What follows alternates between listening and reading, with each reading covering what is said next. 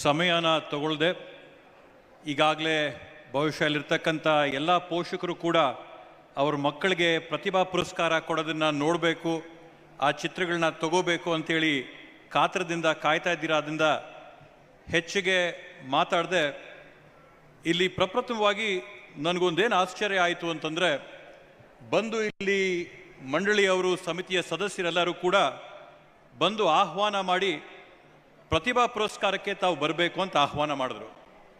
ನನಗಾವಾಗ ಒಂದು ಆಶ್ಚರ್ಯ ಆಯಿತು.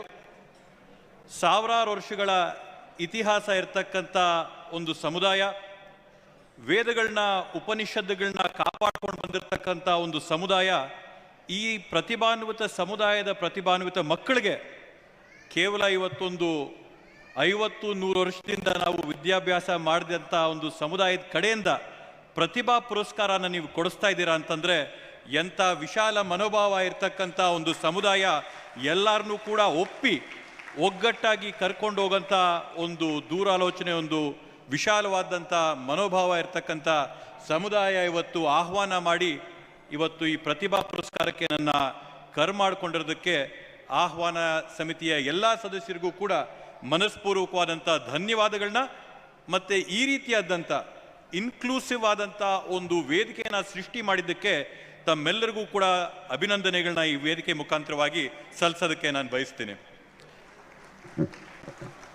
ಬಂಧುಗಳೇ, ಈಗಾಗಲೇ ನಮ್ಮ ಮಿತ್ರರು, ಸಹಪಾಠಿಗಳು ತೇಜಸ್ವಿ ಅವರು ಸಾಕಷ್ಟು ಮಾತುಗಳನ್ನ ತಮ್ಮ ಜೊತೆ ಹಂಚ್ಕೊಂಡಿದ್ದಾರೆ. ಅದರಿಂದ ಮತ್ತೊಮ್ಮೆ ಅದರ ಬಗ್ಗೆನೇ ನಾನು ಪ್ರಸ್ತಾಪ ಮಾಡಿದೆ.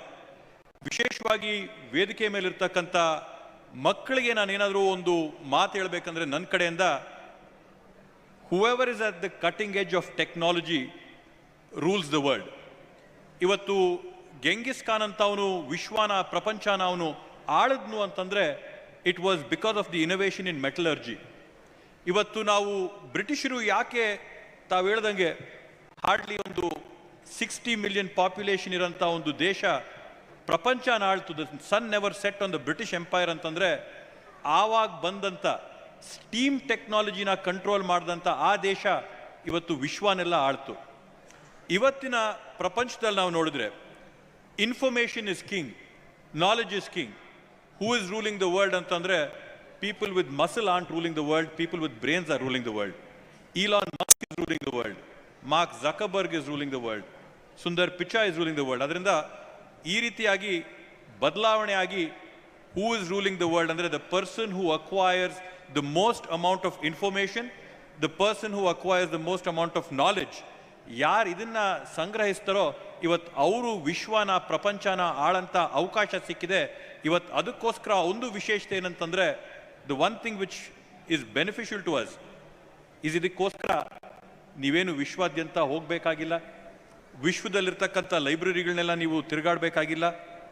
ನಿಮ್ಮ ಫಿಂಗರ್ ಟಿಪ್ಸಲ್ಲಿ, ಬೆರಳು ತುದಿಯಲ್ಲಿ ಈ ವಿಶ್ವದ ಇತಿಹಾಸದಲ್ಲಿ ಸೃಷ್ಟಿಯಾಗಿರ್ತಕ್ಕಂಥ ಎಲ್ಲ ಮಾಹಿತಿ ಕೂಡ it's at your finger tips.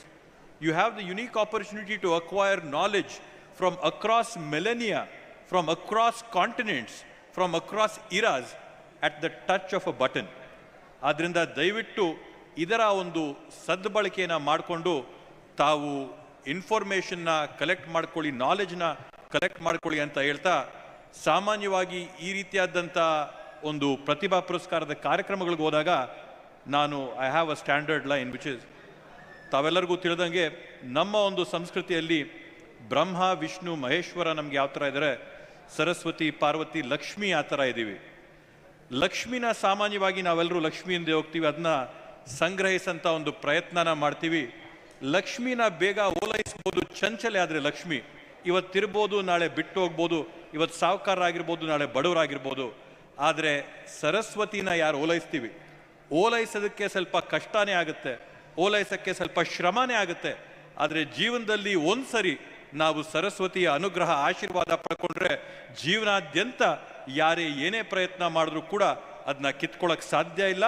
ಆದ್ದರಿಂದ ತಾವೆಲ್ಲ ಸಾಧಕರು ಈ ವೇದಿಕೆ ಮೇಲೆ ಏನಿದ್ದೀರಾ, ಸರಸ್ವತಿಯ ಆಶೀರ್ವಾದ, ಅನುಗ್ರಹ ತಾವೇನು ಪಡ್ಕೋತಾ ಇದ್ದೀರಾ, ಅದರ ಒಂದು ಸತತವಾದಂಥ, ನಿರಂತರವಾದಂಥ ಪ್ರಯತ್ನದಲ್ಲಿ ತಾವು ತೊಡಗಿಕೊಂಡಿರಿ ಅಂತ ಈ ಸಂದರ್ಭದಲ್ಲಿ ಹೇಳ್ತಾ, ನಮ್ಮನ್ನು ಕೂಡ ಈ ಕಾರ್ಯಕ್ರಮಕ್ಕೆ ಮಾಡಿಕೊಂಡು ತಮ್ಮೆಲ್ಲರನ್ನು ಕೂಡ ಉದ್ದೇಶಿಸಿ ನಾಲ್ಕು ಮಾತಾಡೋಕ್ಕೆ ಅವಕಾಶ ಮಾಡಿಕೊಟ್ಟಂಥ ಎಲ್ಲರಿಗೂ ಅನಂತ ಧನ್ಯವಾದಗಳು ಹೇಳ್ತಾ ನನ್ನ ಮಾತುಗಳನ್ನ ಮುಗಿಸ್ತೀನಿ.